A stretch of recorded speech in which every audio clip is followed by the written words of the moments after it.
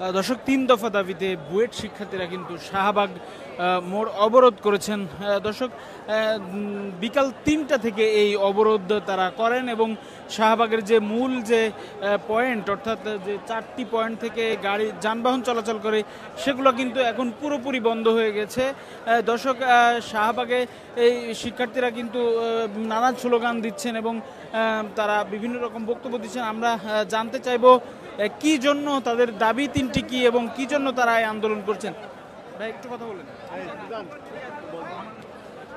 দর্শক, আমরা বুয়েটের একজন শিক্ষার্থীর সঙ্গে কথা বলবো, জানতে চাইবো তাদের 3 দফা দাবি আসলে কি কি এবং সেটি এই আন্দোলন কি কারণে। হ্যাঁ ভাই, আজকের আন্দোলন মেইনলি হচ্ছে আমাদের ট্রিপলি 17 ব্যাচের যে অ্যালামনি আছে তাকে তিনি নেসকোতে জব করেন। সো আমরা তো আগে থেকে এই প্রকৌশল অধিকার আন্দোলন করে আসতেছি, অ্যান্ড উনি যেহেতু বুয়েটের অ্যালামনি, সো ওনার নেসকোতে যারা ছিল আর কি, ডিপ্লোমা টেকনিশিয়ান যারা ছিল, তারা 20 থেকে 25 জন ওনাকে 40 মিনিটের মতো প্রায় হেনস্থা করে, হুমকি ধামকি দেয় এবং তাকে জবাই করার পর্যন্ত হুমকি দেওয়া হয়েছে। অ্যান্ড তার আন্দোলনে আমরা মূলত আজকে এখানে এসেছি, গতকালকেও আমরা এখানে এসেছিলাম। সো আজকে আমাদের এখানে আসার মেইনলি 2টা কারণ, 2টা দাবি আমাদের। প্রথম দাবি হচ্ছে ট্রিপলি 17 ব্যাচে যে ভাইয়া রোকন ভাইয়া, যাকে নেসকোতে ডিপ্লোমা টেকনিশিয়ানরা হুমকি ধামকি করেছে এবং জবাইয়ের যে হুমকি দিয়েছে, তারা 20 থেকে 25 জন ছিল, তাদের সবার শাস্তি নিশ্চিত করতে হবে প্রথমত। অ্যান্ড দ্বিতীয় দাবি আমাদের হচ্ছে আমাদের প্রকৌশল অধিকার যে আন্দোলন আছে, তার যে 3 দফা দাবি আছে আর কি, এই 3 দফা দাবি বাস্তবায়ন করতে হবে। অ্যান্ড সেগুলোর জন্য আমরা মিলে আন্দোলনে আসছি। 3 দফা দাবির মধ্যে আমাদের যে প্রথম দফা আছে সেটা হচ্ছে দশম গ্রেডটা সবার জন্য উন্মুক্ত করে দিতে হবে আর কি। 100% যে কোটাটা আছে এটা আমাদের ক্যান্সেল করতে হবে এবং সর্বনিম্ন যে পদবি দশম গ্রেডে অ্যাপ্লাই করার জন্য সেটা হবে ডিপ্লোমা ইন ইঞ্জিনিয়ারিং, অ্যান্ড সর্বোচ্চ যেটা হবে সেটা এমএসসি করতে পারবে অথবা পিএইচডি, অথবা যারা হচ্ছে বিএসসি ইঞ্জিনিয়ার আছে সবাই আবেদন করতে হবে। দ্বিতীয়ত, কোনো প্রকার কোটা বা লবিংয়ের মাধ্যমে কেউ নবম গ্রেডে যেতে পারবে না। নবম গ্রেডে যাওয়ার জন্য অবভিয়াসলি এক্সাম দিয়ে যেতে হবে, অ্যান্ড সবাইকে বিএসসি ইন ইঞ্জিনিয়ারিং হতে হবে। দশম গ্রেড থেকে নবম গ্রেডে যাওয়ার জন্য যে লবিং করবে, এই লবিং কেউ করতে পারবে না। অ্যান্ড তৃতীয়ত হচ্ছে, নামের পাশে সবাই ইঞ্জিনিয়ার বসাতে পারবে না। ইঞ্জিনিয়ার বসানোর জন্য অবশ্যই তাকে বিএসসি ইন ইঞ্জিনিয়ারিং কমপ্লিট করতে হবে। যেমন ডিপ্লোমা টেকনিশিয়ান যারা আছে তারা জোর করে নিজেদেরকে ইঞ্জিনিয়ার দাবি করতেছে, অ্যান্ড এটা তো ঠিক না অ্যাকচুয়ালি। এখন কেউ ডাক্তার না, সে যদি এখন নিজেকে ডাক্তার বলে যে ফোরার মানে উল্টাপাল্টা চিকিৎসা করা শুরু করে, এটা তো ঠিক না অ্যাকচুয়ালি। সো কেউ ইঞ্জিনিয়ার না, সে যদি এখন নামের কাছে ইঞ্জিনিয়ার বসায়, এটা তো আসলে দেশেরই এক লস হবে আর কি। কারণ ইঞ্জিনিয়ার যারা আছে, ডাক্তার যারা আছে, তারা দেখা যাচ্ছে একটা রোগীর কাজ করতেছে, বাট যারা ইঞ্জিনিয়ার আছে তারা সারা দেশের একটা সেতু বানাচ্ছে। সেখানে যদি ইঞ্জিনিয়ার না বানায়, অন্য কেউ বানায়, একটা টেকনিশিয়ান যে সেতু বানায় আসলে সেতুটা ধ্বংস হয়ে গেল, তাহলে তো মানে অনেক বেশি মানুষের ক্ষতি হবে আর কি। যেখানে ডাক্তারদের জন্য দেখা যাচ্ছে হচ্ছে একটা ভুল চিকিৎসার জন্য একজন মারা যাচ্ছে, বাট এখানে একজন যদি ইঞ্জিনিয়ার না হয়, তার একার ভুলের জন্য সারা দেশকে আসলে পোহাতে হচ্ছে যে ঝামেলাটা আর কি। সো এগুলোর জন্য আর কি আমাদের আন্দোলন, অ্যান্ড আশা করি আমাদের আন্দোলন সফল হবে। আজকে আমরা 8টা পর্যন্ত আলটিমেটাম দিয়েছি আর কি, যে 8টা পর্যন্ত আমাদের কোনো শুভ নিউজ আসবে, কোনো উপদেষ্টা আসবে, আমাদের সাথে কথা বলবে, দেন আমরা আন্দোলন স্টপ করবো। আমরা এই যে গভর্নমেন্ট যে আছে, বর্তমানে যে ইন্টারিম গভর্নমেন্ট আছে, তাদের প্রতি আমাদের আবেদন, উপদেষ্টা যারা আছে। আচ্ছা, আমি একটু এটা দেখে জানাই। 3 জন উপদেষ্টার কথা বলা হয়েছে। শিক্ষা আইন আর সড়ক উপদেষ্টা আছে, এই 3 জন উপদেষ্টা।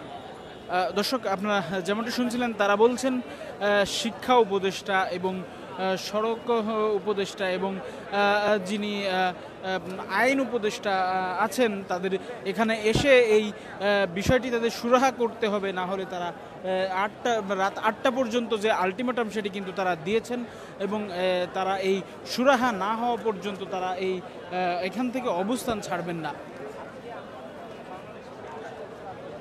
দর্শক, শাহবাগ অবরোধের কারণে কিন্তু যান চলাচল বন্ধ রয়েছে। এখানে দেখছেন শিক্ষার্থীরা কিন্তু দাঁড়িয়ে দাঁড়িয়ে আসলে আছেন, বিভিন্ন ছড়িয়ে ছিটিয়ে আছেন এবং শাহবাগ চত্বর কিন্তু তারা অবরোধ করে রেখেছেন।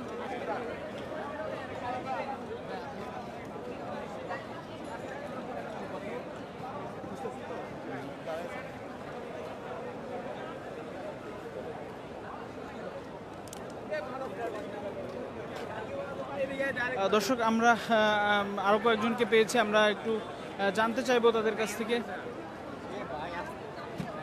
হ্যাঁ, কি কারণে দাঁড়িয়েছেন এখানে ভাইয়া? কে বলবে কি কারণে দাঁড়িয়েছেন? দর্শক, আমরা দেখছি, আমরা শিক্ষার্থীদের সঙ্গে কথা বলবে, আপনাদেরকে জানানোর চেষ্টা করব। কি কারণে দাঁড়িয়েছেন একটু বলবেন? আমি অ্যাকচুয়ালি ইন্টারভিউ দিতে যাচ্ছিলাম, যারা ভালো পারে তাদের একটু কি কারণে আসছেন জানেন? না না, কেন জানবো না, অবশ্যই জানি। আমরা এখানে প্রকৌশল অধিকার আন্দোলনের 3 দফা দাবি আদায়ের লক্ষ্যে এসেছি এবং আপনারা ইতিমধ্যে দেখেছেন প্রেস ব্রিফিং করা হয়েছে। আমাদের 2 দফা দাবি দেওয়া হয়েছে। আমাদের যে প্রকৌশলী রোকনুজ্জামান, তাকে হত্যার হুমকি যারা দিয়েছে তাদের প্রত্যেককে গ্রেফতার করে আইনের আওতায় আনতে হবে আজকে রাত 8টার মধ্যে। এবং আমাদের আরেকটি দাবি ছিল আমাদের প্রকৌশল অধিকার আন্দোলনের 3 দফা বাস্তবায়নে প্রজ্ঞাপন জারি করতে হবে এবং এর জন্য উপদেষ্টা পরিষদ থেকে কোনো দায়িত্বশীল উপদেষ্টা এসে আমাদের এই শাহবাগে এসে আমাদের সামনে ঘোষণা দিতে হবে। আমাদের দাবি তারা মেনে নিয়েছে। আর কতক্ষণ থাকবেন আপনারা এখানে তাহলে? এই যে বললাম রাত 8টা পর্যন্ত, এরপর হচ্ছে আমরা নতুন কর্মসূচি ঘোষণা করব। দর্শক দেখছিলেন, তারা বলছিলেন রাত 8টার মধ্যে তাদের যে দাবি, 3 দফা দাবি, সেই দাবি যদি তাদের যে তাদের যে দাবি, সেই দাবি যদি না মানা হয় তাহলে তারা রাত 8টার পরে নতুন কর্মসূচি দিবেন বলে জানিয়েছেন। কথা বলেন, কি জন্য আসছেন আপনারা? আপনি বলেন। দর্শক দেখছেন কি জন্য এই